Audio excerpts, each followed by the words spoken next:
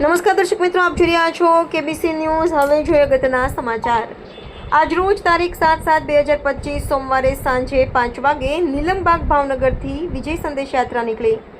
KBC news મારફત વિગતવાર સમાચાર જણાવીએ કે વિસાવદરની જીતની ઉજવણી સાથે વિજય સંદેશ યાત્રા, જેમાં ભાવનગર શહેર અને જિલ્લાના હોદ્દેદારો, કાર્યકર્તાઓ અને શહેરીજનો વિશાળ સંખ્યામાં ઉપસ્થિત રહેલ આ વિજય સંદેશ યાત્રામાં વિસાવદરના ધારાસભ્ય શ્રી ગોપાલભાઈ ઇટાળિયા, પ્રદેશ પ્રમુખ ઈશુદાનભાઈ ગઢવી, રાજુભાઈ સોલંકી, ગુજરાત યુવા પ્રમુખ વિરાજભાઈ સોલંકી સહિત ધારાસભ્યશ્રીઓ તેમજ પ્રદેશ પ્રમુખશ્રી તેમજ પ્રદેશના હોદ્દેદારો તેમજ જિલ્લા તાલુકાના હોદ્દેદારો તેમજ ચૂંટાયેલા પ્રતિનિધિઓ સહિત પધારેલ।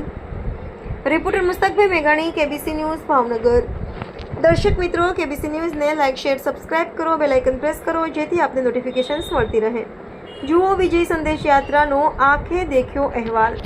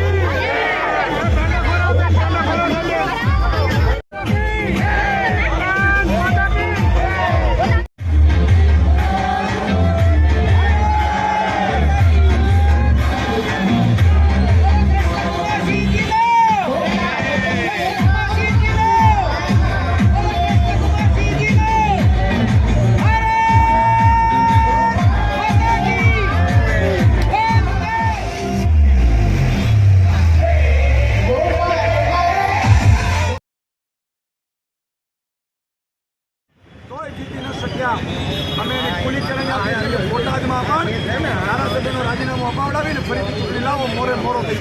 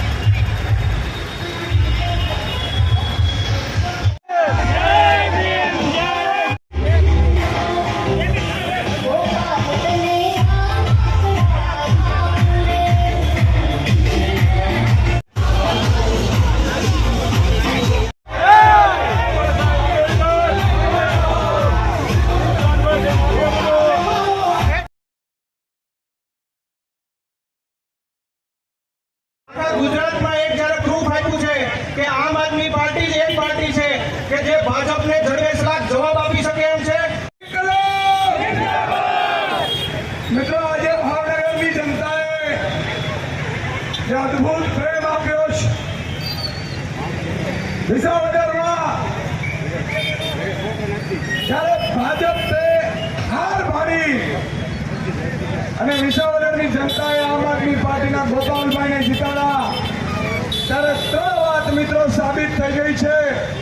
અને 3 વાત આપણા સૌ માટે બહુ અગત્યની છે કે આ ભ્રષ્ટાચારી ભાજપને હરાવી શકાય છે, પણ હરાવવા વાળી તાકાત હોવી જોઈએ છે। બીજો મેસેજ એ ગયો છે કે રૂપિયા હોય, દારૂ હોય, ગુંડા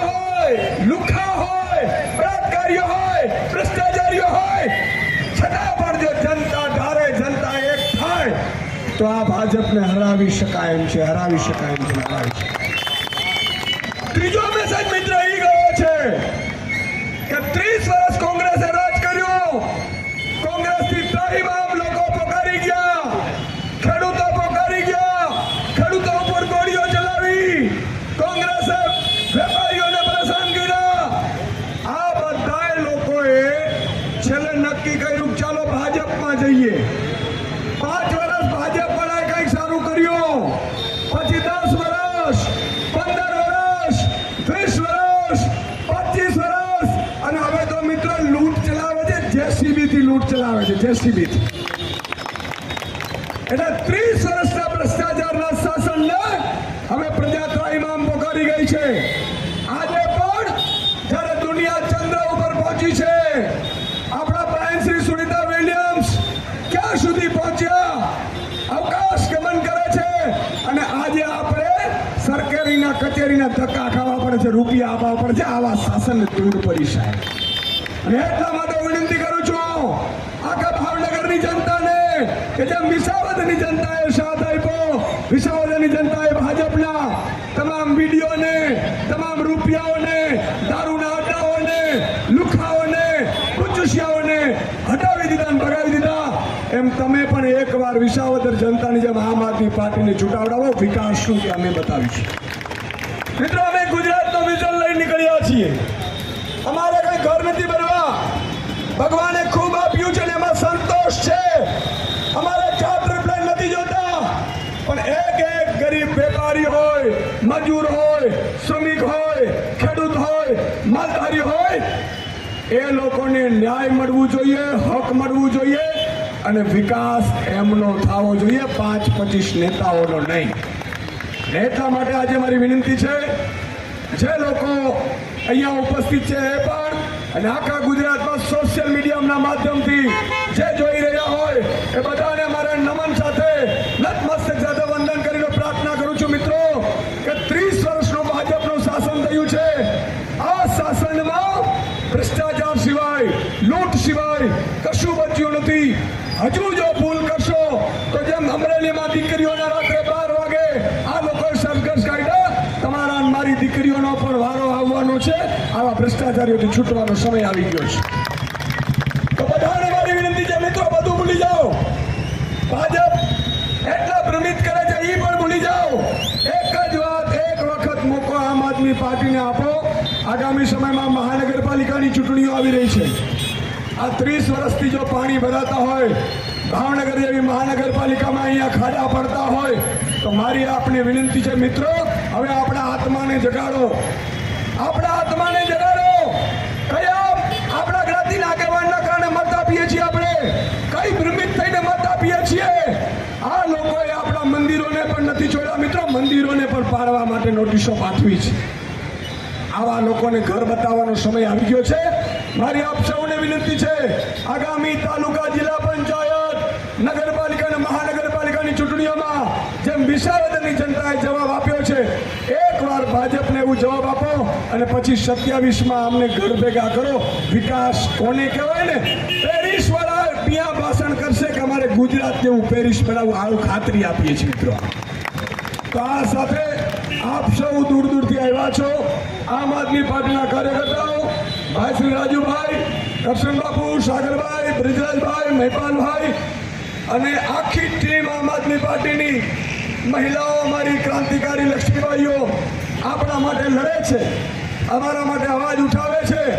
રાજુભાઈ સોલંકીએ, મહિપાલસિંહ મિત્રો જ્યારે જ્યારે મંદિરો ઉપર નોટિસો પઠવાય, મંદિરો તોડવા નીકળ્યા ભાજપવાળા, ત્યારે આ લાખો એમના માટે FIR થઈ છે, કેસ થયા છે, તોય લડત ચલાવી છે.